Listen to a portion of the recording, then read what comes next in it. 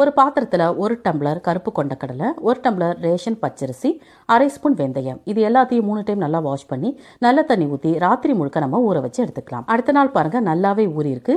இதை மிக்ஸி ஜாருக்கு மாற்றி கூடவே சின்ன துண்டு இஞ்சி, 3 பல் பூண்டு, அரை ஸ்பூன் கல்லுப்பு, 2 காஞ்ச மிளகாய், அரை ஸ்பூன் சீரகம், இது எல்லாத்தையும் சேர்த்து நல்லா அரைச்சு அதை நம்ம ஒரு பாத்திரத்துக்கு மாற்றிடலாம். நான் அடை மாதிரி தான் செய்ய போகிறேன், அதனால் ஒரு பெரிய வெங்காயத்தை கட் பண்ணி அதை சேர்த்துக்கலாம். அரை கப் கொத்தமல்லி தலைகள், சின்ன சின்னதாக கட் பண்ண கருவேப்பிலைகள், 1/4 ஸ்பூன் மஞ்சள் தூள், 1/4 ஸ்பூன் பெருங்காயம், இது எல்லாத்தையும் நல்லா மிக்ஸ் பண்ணிக்கலாம். இதெல்லாம் சேர்த்துக்காம கொஞ்சமாக தண்ணி சேர்த்து 6 மணி நேரம் புளிக்க வச்சு நீங்கள் தோசையாகவும் சுட்டு சாப்பிடலாம். அதிக அளவு புரோட்டீன் நிறைஞ்ச இந்த அடையை நீங்கள் காலையில் செஞ்சு சாப்பிடுங்க. உங்களுக்கு அந்த நாள் முழுக்க அந்த எஃபெக்ட் உங்களுக்கு நல்லாவே தெரியும். இந்த அடையை நீங்கள் கம்மியாக சாப்பிட்டா கூட உங்களுக்கு வயிறு நிறைஞ்ச ஃபீலிங் கிடைக்கும். இதுக்கு சைட் டிஷ் தேவையே இல்லை, சும்மாவே எடுத்து சாப்பிடலாம். ரொம்ப ரொம்ப டேஸ்டாக இருக்கும். வழக்கமான டிஃபனே செய்யாமல் இந்த மாதிரியும் செஞ்சு சாப்பிடுங்க. Tasty and healthy. தேங்க்யூ.